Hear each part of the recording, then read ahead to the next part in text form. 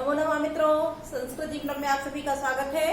हम लोग हमारी जो संस्कृत व्याकरण की कक्षा चल रही है, जिसमें हम लोग टीजीटी की व्याकरण का अध्ययन कर रहे हैं, तो जिसमें हमारी मानक पुस्तक संस्कृत व्याकरण प्रवेशिका जो कि डॉक्टर बाबूराम सक्सेना की सम्मिलित की गई है, उसी के अनुसार हम लोग कारक प्रकरण का अध्ययन कर रहे हैं।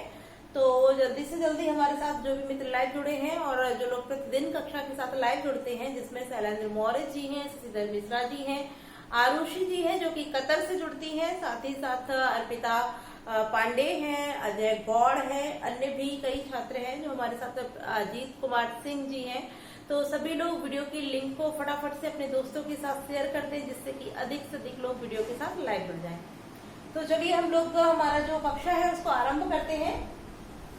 आप लोग यहाँ देख रहे होंगे कि कल का जो हम लोगों ने उदाहरण अर्थात जो सूत्र का अध्ययन किया था, लक्षणे तंबूत आख्यान भाग विप्सा सूत्र परिणव, इस सूत्र के साथ साथ यहाँ जो उदाहरण भी जा रहे थे, मैंने इनको हटाया नहीं है क्योंकि अगला जो हमारा सूत्र है वो इससे थोड़ा सा संबंधित है, अर्थात हो सकता है इसमें कुछ मिक्स हो जाए या प्रश्न किस प्रकार से पूछे जा सकते हैं, तो दोबारा लिखने में समय अधिक बर्बाद होता है, इसलिए मैंने इसको नहीं हटाया है। तो चलिए हम लोग कर्म प्रवचनीया में जैसा कि अध्ययन कर रहे हैं, द्वितीय व्यक्ति कर्म प्रवचनीया का, और कर्म प्रवचनीया में हम लोगों ने जो हमारे अनुलक्षणे तृतीयार्थे हीने उपोदिके च और साथ ही साथ जो हमारा लक्षणे थम्भूत आख्यान भाग विप्सासु प्रतिपरिणव सूत्र थे, इन सभी का अध्ययन कर लिया है। इसी क्रम में आगे बढ़ते हुए जो हमारा अगला सूत्र है वह है अभिर्भागे। भागे, ठीक है। आप लोग ये मत समझिएगा कि उपोदिकेच्छा सूत्र के बाद यह सूत्र है, नहीं। उपोदिकेच्छा सूत्र के बाद लक्षणेत्थम्भूत आख्यान भाग विप्सासु प्रतिपरिणव सूत्र है, और क्योंकि लंबा सूत्र था फिर एग्जाम्पल लिखने के लिए जगह नहीं रहती, इसलिए मैंने इसको ऊपर लिख दिया है। और इसके बाद वाला सूत्र है हमारा अभिर्भागे, ठीक है। अब यह जो हमारा अभिर्भागे सूत्र है यह क्या करता है, यहाँ बताया गया है, इसको चलिए देख लेते हैं। यहाँ पर दो शब्द हमारे दिए गए हैं, एक क्या है, अभि है, और राको जैसा आप सभी जानते हैं जब हम संधि करते हैं तो राको विसर्ग हो जाता है, ठीक है, और रा से आ निकलेगा तो यहाँ हमारा हो जाएगा अभाग, ठीक, अभाग। अब यहाँ जो अभिर्भागे सूत्र हमारा है, इससे अर्थ क्लियर नहीं हो रहा है कि ये कहना क्या चाह रहा है, ठीक है। तो हम यहाँ से ऊपर वाला जो हमने इससे पूर्व वाला जो सूत्र अध्ययन किया है वह कौन सा है, लक्षणेत्थम्भूत आख्यान भाग विप्सासु प्रतिपरिणव, ठीक है। इस सूत्र से यहाँ हम तीन अर्थों की अनुवृत्ति ले लेंगे। किसकी किसकी, तो यहाँ सबसे पहले लक्षण की लेंगे, फिर इत्थम्भूत आख्यान की लेंगे, और तीसरी विप्सा की, ठीक है। अब आप देखेंगे कि मैंने यहाँ भाग वाले अर्थ को छोड़ दिया है। इसको क्यों छोड़ा है, तो आप यहाँ देखेंगे यहाँ लिखा हुआ है अभाग। अभाग तात्पर्य के भाग न होना, यानी कि न भाग, अभाग अर्थात भाग न भाग, यानी कि भाग नहीं, भाग को छोड़कर, ठीक। तो कहने का अर्थ क्या है, यह जो अभि है, जब इस अभि को हम लक्षण अर्थ में लेंगे, इत्थम्भूत आख्यान अर्थ में लेंगे या विप्सा अर्थ में लेंगे, तब इस अभि की भी कर्म प्रवचनीय संज्ञा हो जाएगी। अभाग अर्थात भाग को छोड़कर, यानी कि भाग को छोड़कर अन्य लक्षण इत्थम्भूत आख्यान और विप्सा अर्थ में यह अभी भी क्या हो जाएगा, कर्म प्रवचनीय हो जाएगा, ठीक है। अब आप देखिए कि यहाँ इस सूत्र में भी इस अभि को कहा जा सकता था, ठीक है। इसके लिए इस अभिर्भागे सूत्र को अलग से कहने की क्या आवश्यकता रही, तो इसको अलग से कहने की आवश्यकता इसीलिए रही क्योंकि यहाँ भाग को सम्मिलित नहीं किया गया है, ठीक। अगर यहाँ पर इसके साथ कहते, जैसे प्रतिपरिणवा कहा गया है, इसी के साथ अभिप्रतिपरिणवा भी कहा जा सकता था, और जब इस प्रकार से कहते तब यहाँ पर जो हमारा अभि था वह लक्षण इत्थम्भूत आख्यान भाग और विप्सा चारों अर्थों में हो जाता, अर्थात चारों अर्थों में इसकी कर्म प्रवचनीय संज्ञा हो जाती, और जो कि भाग को छोड़कर इस अभि की कर्म प्रवचनीय संज्ञा होनी थी, इसलिए इस सूत्र को अलग से कहा गया है, ठीक है। स्पष्ट हो गया होगा, अब कोई संशय नहीं रहा होगा कि इस अभिर्भागे को अलग से ही क्यों कहा गया, क्योंकि यहाँ पर अगर कहते तो चारों अर्थों में होता, किंतु भाग को छोड़कर इन 3 अर्थों में अभी की भी कर्म प्रवचनीय संज्ञा हो रही है, इसीलिए यहाँ पर भाग इस सूत्र के साथ में अभी को नहीं रखा गया है। ठीक है, क्लियर हो गया। चलिए अब देखते हैं इसके उदाहरणों को। तो आप लोग इनको मिक्स मत कीजिए, यह जितने भी हमारे लिखे हुए हैं अर्थात लक्षण अर्थ में, इत्थम्भूत आख्यान अर्थ में, भाग अर्थ में, वीप्सा अर्थ में जो प्रति परि अनु की कर्म प्रवचनीय संज्ञा हो रही है वह किस सूत्र से हो रही है? लक्षणे इत्थम्भूत आख्यान भाग वीप्सासु प्रतिपरे नवः सूत्र से हो रही है। किंतु अब जो नीचे एग्जाम्पल हम देखेंगे वह किस सूत्र के देखेंगे? वह देखेंगे हम हमारे अभिर्भाग के। ठीक है, स्पष्ट हो गया होगा। चलिए देखते हैं। सबसे पहले हम किस अर्थ में देखेंगे? लक्षण अर्थ में।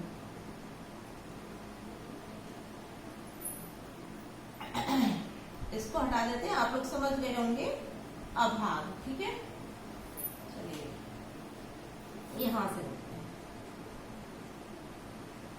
सबसे पहले लक्षण अर्थ में देखेंगे तो लक्षण अर्थ में क्या हो जाएगा? हरिम हरिम अभिवर्तते, हरिम अभिवर्तते। ठीक है, अब यहाँ पर आप देखिए कि यहाँ जो अभिप्रयोग किया गया है यह किस अर्थ में किया गया है? तो यहाँ अभी की जो कर्म प्रवचनीय संज्ञा हुई है वह लक्षण अर्थ में हो जाती है। अर्थ क्या हो जाएगा कि हरि के अनुकूल है। ठीक, यहाँ लक्षण अर्थ अर्थात इसका अर्थ हो जाएगा कि हरि के अनुकूल है।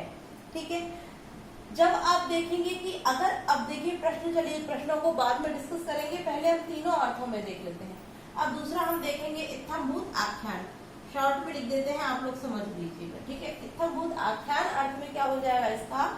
भक्तो भक्तो हरिम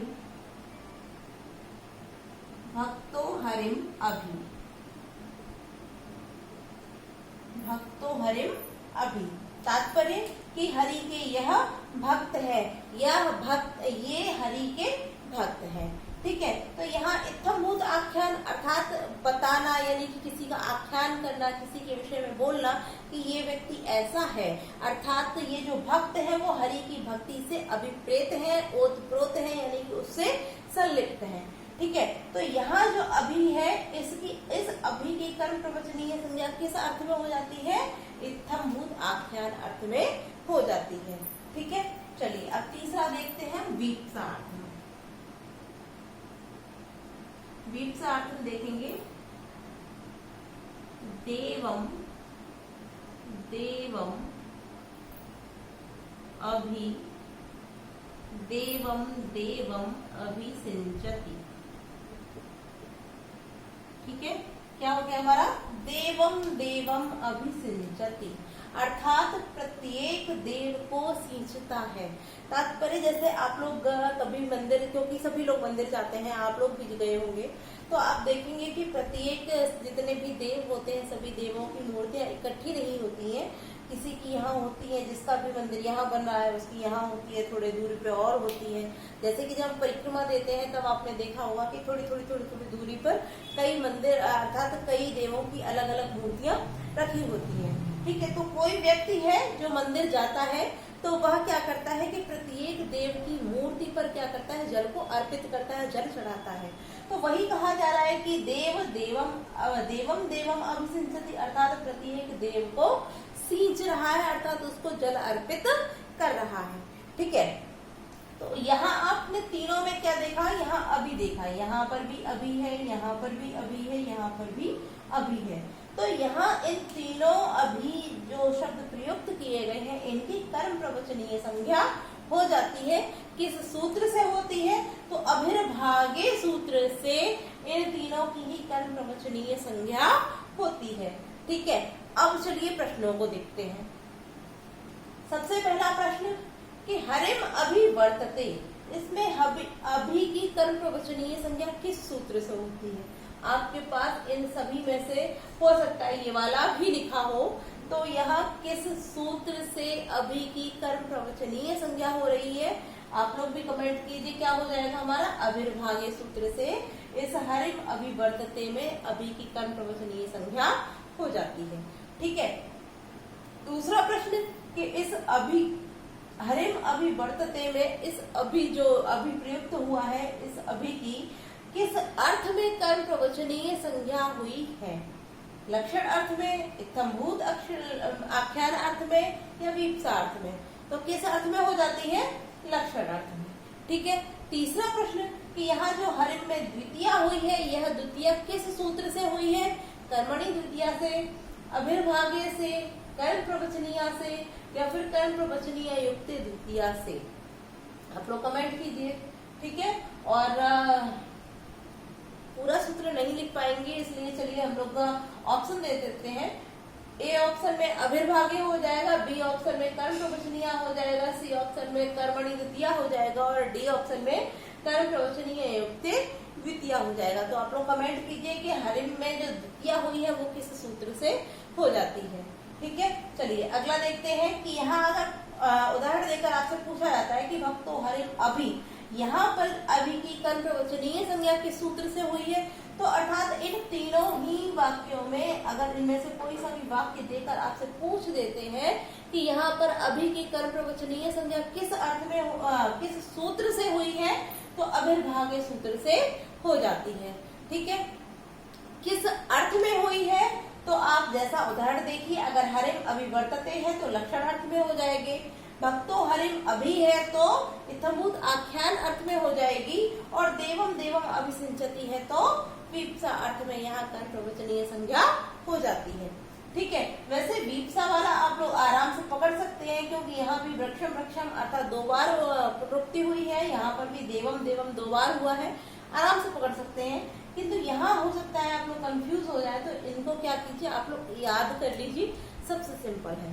ठीक है, दूसरा, यदि आप इन शब्दों के अर्थ निकाल सकते हैं, यदि इन वाक्यों के आप लोग अर्थ कर सकते हैं, तो आराम से आप पकड़ सकते हैं कि यहाँ किस अर्थ में जो कर्म प्रवचनीय संज्ञा हुई है वो किस अर्थ में हो जाती है। ठीक है, आप लोगों ने कमेंट कर दिया होगा, चलिए देख लेते हैं। अब देखिए यहाँ पर इनमें यहाँ जो हरिम है, इस हरिम में यहाँ जो इत्थम्भूत आख्यान अर्थ में भी जो हरिम है, यहाँ देवम देवम में जो द्वितीया विभक्ति हुई है वो हमारा कर्म प्रवचनीय युक्त द्वितीया सूत्र से यहाँ पर द्वितीय विभक्ति हो जाती है। ठीक है, चलिए अब देखते हैं, हमने यहाँ जो एग्जाम्पल लिख रखे हैं। अब सबसे पहला प्रश्न हम आपसे पूछ रहे हैं, आप लोग कमेंट करके बताइए कि चलिए देख लेते हैं। ऐसे भाग अर्थ में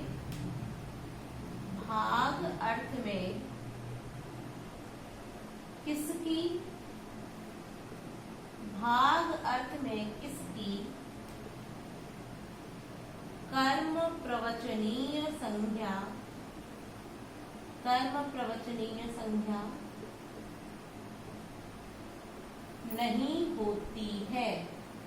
नहीं होती है। ठीक है, कि भाग अर्थ में किसकी कर्म प्रवचनीय संज्ञा नहीं होती है। ऑप्शन दे रहे हैं ए, ई, सी और डी। प्रति, परि, अनु, अभि। ठीक है, इस प्रकार से आपके पास 4 ऑप्शन होंगे और प्रश्न होगा कि भाग अर्थ में किसकी कर्म प्रवचनीय संज्ञा नहीं होती है। ठीक है, आप लोग कमेंट कीजिए, ये प्रश्न आपके लिए है, इसको हम कल की कक्षा में बताएंगे, आज नहीं बताएंगे। ठीक है, आप लोग अभी कमेंट कीजिए, अच्छी बात है। और जो लोग लाइव नहीं जुड़े हैं, बाद में देखते हैं क्लास को, वो लोग बाद में कमेंट कीजिए। यानी कि इसका अर्थ जो है हम अगली कक्षा में बताएंगे, आज नहीं बताएंगे। तो ये प्रश्न आप सभी के लिए। चलिए अब देखते हैं बाकी के। यहाँ पर आप देख रहे हैं कि यहाँ पर अगर प्रश्न और भी पूछा जाता है, जैसे कि यहाँ पर आप देखें कि हमारा लक्षण इत्थम्भूत आख्यान भाग वीप्सासु प्रतिपरे नवा जो सूत्र है वो किसकी कर्म प्रवचनीय संज्ञा करता है। तो यहाँ आपने क्या देखा, यहाँ प्रति, परि और अनु, इन तीनों की ही कर्म प्रवचनीय संज्ञा कर रखा है। ठीक है, अब प्रश्न दूसरा यहाँ इस प्रकार से भी बन सकता है कि यहाँ जो सूत्र लिखा हुआ है, इसको बार बार नहीं बोलेंगे, आप लोग देख लीजिए कि प्रति, परि और अनु इन तीनों की कर्म प्रवचनीय संज्ञा किन किन अर्थों में करता है, यानी किन किन अर्थों में करता है। तो कौन कौन से अर्थ है? लक्षण अर्थ है, इत्थम्भूताख्यान अर्थ है, भाग अर्थ है और वीप्सा अर्थ है। यानी कि इन चारों अर्थों में यह जो सूत्र है हमारा, यह कर्म प्रवचनीय संज्ञा करता है। और किसकी किसकी? तो प्रति, परि, अनु इन तीनों की। ठीक है। अब प्रश्न हमारा यहाँ से भी बन सकता है कि देखिए अभिर्भागे अर्थात जो अभी है, अभी की कर्म प्रवचनीय संज्ञा इस सूत्र के अनुसार इनमें से किस अर्थ में नहीं होती है। ठीक है। तो यहाँ इस प्रकार से प्रश्न पूछे जा सकते हैं। अब देखिए आप लोग कंफ्यूज मत होइए, अगर यहाँ पर ये वाला एग्जाम्पल देकर आपसे पूछ दिया जाए कि भक्तो हरिम प्रति, परि, अनुवा, यहाँ पर इत्थम्भूत आख्यान अर्थ में प्रति, परि, अनु की कर्म प्रवचनीय संज्ञा किस सूत्र से हुई है? तो आप लोग अभिर्भागे न लगाइएगा, क्योंकि अभिर्भागे से होगी नहीं। क्यों नहीं होगी? क्योंकि यहाँ तो सिर्फ अभी कहा गया है, अन्य तो कहे ही नहीं गए। यहाँ कौन कौन से कहे गए? प्रति, परि और अनु कहे गए, जिसका आप देख रहे हैं कि यहाँ इस सूत्र में वर्णन किया गया है। ठीक है। अब यहाँ पर अगर देकर पूछ दिया जाता है इसी एग्जाम्पल को देकर कि इस अर्थ में अर्थात इस वाक्य में यह वाला एग्जाम्पल नहीं, यह एग्जाम्पल कि भक्तो हरिम अभी, यह एग्जाम्पल देकर अगर पूछ दिया जाए कि इस भक्तो हरिम अभी में इत्थम्भूत आख्यान अर्थ में जो अभी की कर्म प्रवचनीय संज्ञा हुई है किस सूत्र से हो जाती है? तो आप लोग यहाँ इत्थम्भूत आख्यान देख करके यह वाला सूत्र जो है इसको टिक मत कीजिएगा, क्योंकि यहाँ पर अभिर्भागे सूत्र से इस भक्तो हरिम अभी में अभी की कर्म प्रवचनीय संज्ञा होगी। ठीक है।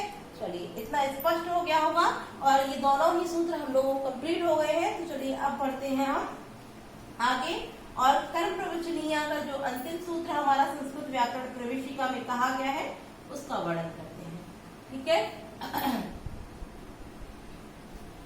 तो अब इन कर्म प्रवचनीय के जितने भी सूत्रों का हम लोगों ने अध्ययन किया है, इनमें से किसी को भी कोई समस्या नहीं हो रही होगी, और यदि अगर किसी को कोई समस्या रहती है तो आप लोग कमेंट करके अवश्य बता सकते हैं, उसको अगली कक्षा में बता दिया जाएगा। ठीक है। तो अगला जो हमारा सूत्र कहा गया है वो 194 पेज नंबर पर है। वह कौन सा है हमारा? अगला है हमारा अति, रति, क्रमणि। अति, रति, क्रमणि, क्रमणे च। ठीक है। अति, रति, क्रमणे च। चलिए अब करते हैं इसका अध्ययन। तो यहाँ पर सबसे पहले हम क्या करेंगे, इसको भिन्न भिन्न करके लिखेंगे। अर्थात यहाँ क्या है? अति है, और जैसा कि अभी मैंने कहा था अभिर्भागे में भी रा को क्या विसर्ग हो जाता है, तो रा से क्या निकल के आएगा? अति। ठीक। तो हमारा क्या हो जाएगा? अति, और आगे क्या है? क्रमण। ठीक। अतिक्रमण। अब यहाँ कहा गया है च। च से तात्पर्य है और, च माने और। तो और किस अर्थ में? तो एक अन्य भी सूत्र होता है जो कर्म प्रवचनीय संज्ञा करता है, वो क्या है हमारा? एक सूत्र कहा गया है सुपूजायाम, सुपूजायाम। ठीक है। यह भी कर्म प्रवचनीय संज्ञा करता है और इसका वर्णन यहाँ संस्कृत व्याकरण प्रवेशिका में नहीं कहा गया है, तो इसको ज्यादा लंबा नहीं करेंगे, लेकिन थोड़ा सा आप लोगों को बताते चलते हैं कि यहाँ जो कहा गया है सु अर्थात जो सु, जैसा कि आप सभी जानते हैं, जितना भी हम लोगों ने अध्ययन किया, चाहे अनु की बात कीजिए, उप की बात कीजिए, अभी की बात कीजिए, अति की बात कीजिए, सु की बात कीजिए, प्रति, परि, अनु की बात कीजिए, ये सभी क्या होते हैं? उपसर्ग होते हैं, किंतु विशेष अर्थों में ये सभी कर्म प्रवचनीय हो जाते हैं। ठीक है। तो यह जो सु है, यह जब पूजा अर्थ में, इसमें पूजा के अर्थ में प्रयुक्त हो जाएगा, सुपूजायाम, सुपूजायाम। ठीक है। जब पूजा के अर्थ में प्रयुक्त होगा, पूजा अर्थात किसी की पूजा करना, अर्थात उसका सम्मान देना, उसकी प्रशंसा करना, यही सब पूजा अर्थ होते हैं। ठीक है। तो पूजा के अर्थ में अर्थात प्रशंसा के अर्थ में, सम्मान के अर्थ में जब सु का प्रयोग किया जाता है तब यह इस सु की भी क्या हो जाती है, कर्म प्रवचनीय संज्ञा हो जाती है। ठीक है, जैसा कि इसका उदाहरण है सुसिक्तम,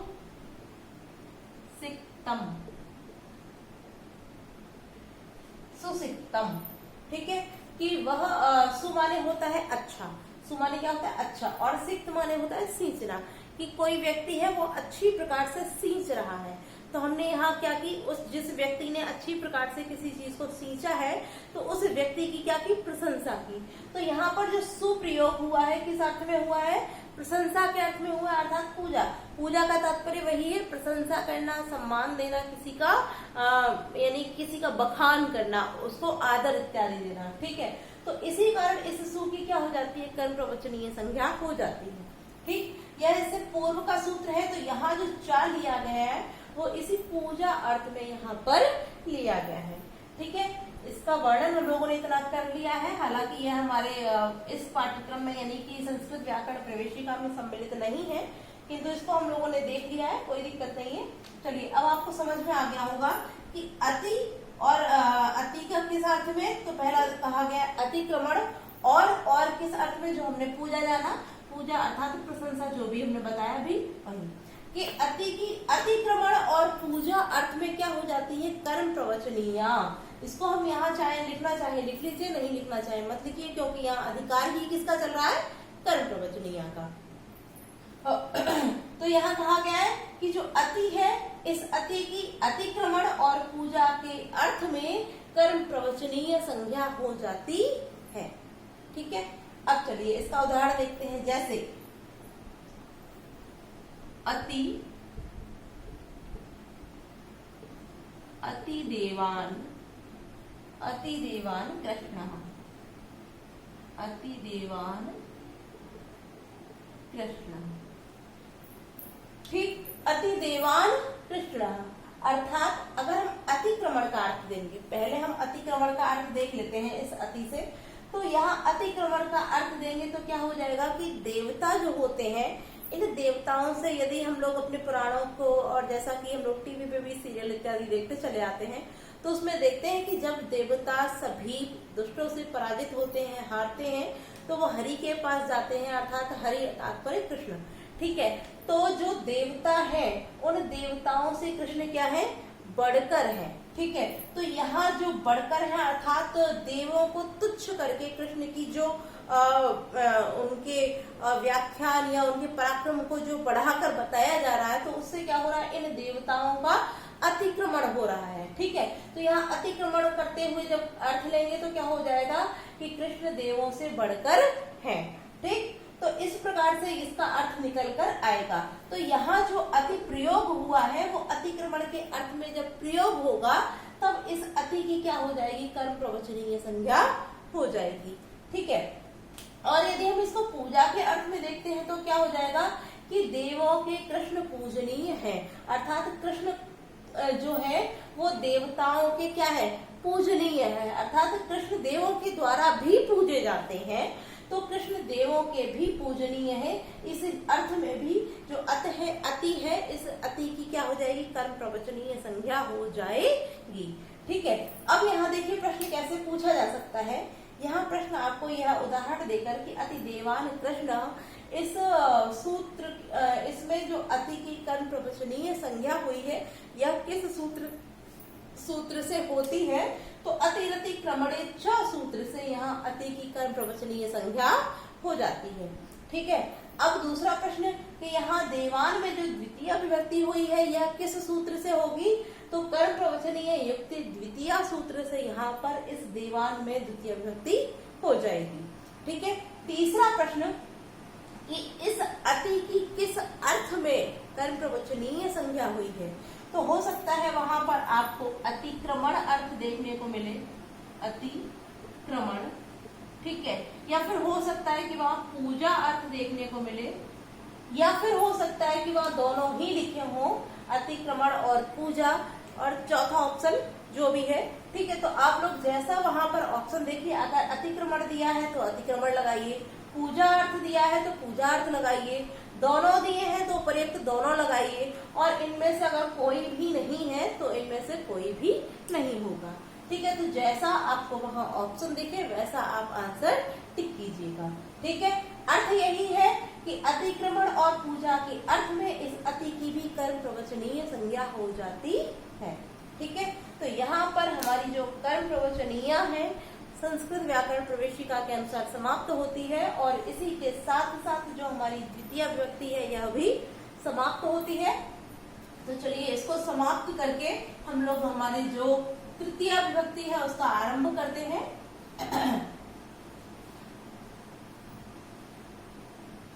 यहाँ हमारी द्वितीय विभक्ति समाप्त हो जाती है और कर्म प्रवचनीय भी समाप्त हो जाते हैं। साथ ही साथ वैसे तो मैंने पूरी कोशिश की है कि बहुत ही सिंपल भाषा में आप सभी को समझाया है, बताया है। बाकी की जो भी अगर किसी को कोई समस्या होती है तो मैं कई बार बोल चुकी हूँ, पुनः कहती हूँ कि अगर किसी को समझने में कोई समस्या रही है तो आप लोग कमेंट करके बता सकते हैं, सूत्र को कमेंट कर सकते हैं।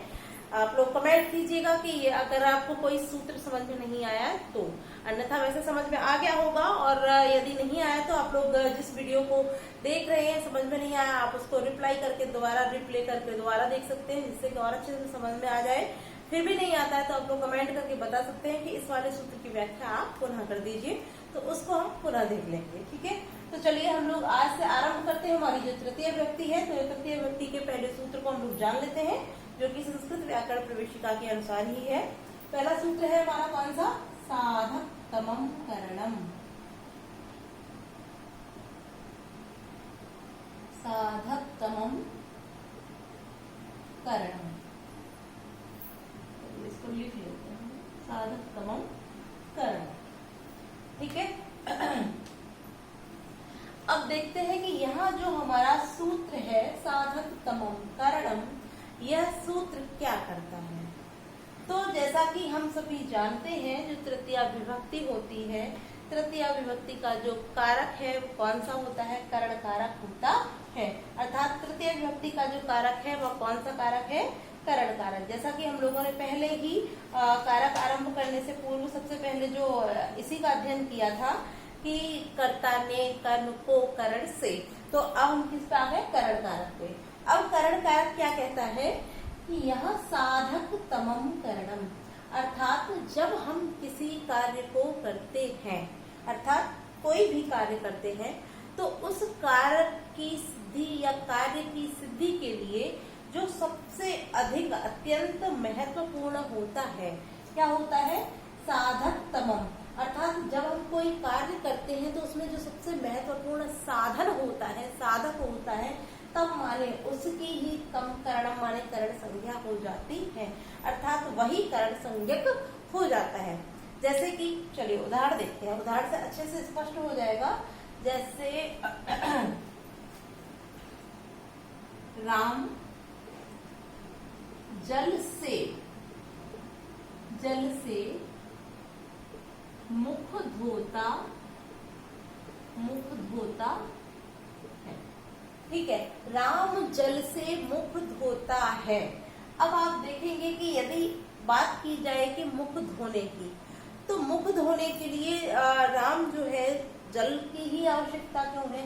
आप देखेंगे कि जल के साथ साथ में हम लोग जब भी अपना मुंह धोते हैं तो केवल जल ही आवश्यक होता है क्या? हाथों का प्रयोग नहीं किया जाता, हाथों को भी लगाते हैं, अर्थात हाथों से ही मुंह पे जल फेंकते हैं तब जाके हमारा मुंह धुलता है।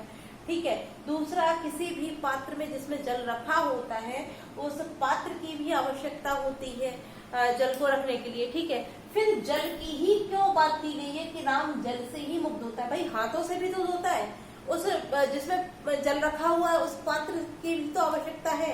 किंतु यहाँ क्या कहा जा रहा है कि जो सबसे अधिक महत्वपूर्ण होता है, अर्थात मुख धोने के लिए, क्रिया की सिद्धि के लिए, जब कोई आप कार्य कर रहे हैं तो उस क्रिया उस कार्य की सिद्धि के लिए जो सबसे महत्वपूर्ण होगा, अर्थात जो अत्यंत महत्वपूर्ण होगा, उस अत्यंत महत्वपूर्ण वाले वस्तु का ही क्या हो जाएगा? उसी की कर्म संज्ञा हो जाएगी। अर्थात साधकतमं अत्यंत जो महत्वपूर्ण है तब माने उसी की क्या हो जाएगी? करण संज्ञा हो जाएगी।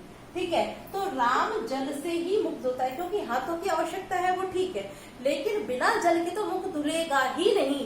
तो यहाँ जल जो है वही महत्वपूर्ण है, इसीलिए अत्यंत महत्व होने के कारण इस जल की ही क्या हो जाएगी, करण संज्ञा हो जाएगी। ठीक है। तो जब करण संज्ञा हो जाएगी अर्थात तृतीया हो जाएगी तो क्या हो जाएगा हमारा, राम तो क्या है, करता है, तो कर्ता में क्या हो जाती है, प्रथमा होती है। ठीक है, राम। अब यहाँ जल में जब जल की करण संज्ञा हो गई तो क्या हो जाएगी, इसमें तृतीया हो जाएगी, तो तृतीया से क्या हो जाता है, जलेन। ठीक। अब किसको धोता है, जिसको धो रहा है वो तो कर्म हो जाएगा। ठीक। तो क्या हो जाएगा हमारा, मुखम, और धोने की हो गई प्रक्षालयति।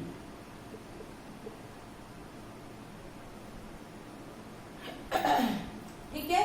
तो राम जलम, सॉरी जलम नहीं, जलेन, राम जलेन मुखम प्रक्षालयति, अर्थात जल मुख को धोने के लिए जिसकी सबसे अधिक महत्वपूर्ण, जो सबसे अधिक महत्वपूर्ण है, जो अत्यंत महत्वपूर्ण है, वह कौन है, वह जल है। इसी कारण इस जल की साधक तमम करणम से करण संज्ञा होकर यहाँ तृतीय विभक्ति हो जाती है। ठीक है। तो आज के लिए हम लोग इतना ही रखेंगे। कल की कक्षा में इससे आगे के सूत्रों के साथ उपस्थित होंगे, जिसमें कि अन्य हमारे कहे के जैसे कर्त करण तृतीया है, विवाह कर्म संज्ञा कर्मणि प्रकृत्या देवरूप संज्ञानम, कई सूत्र हैं जिनका अध्ययन करेंगे।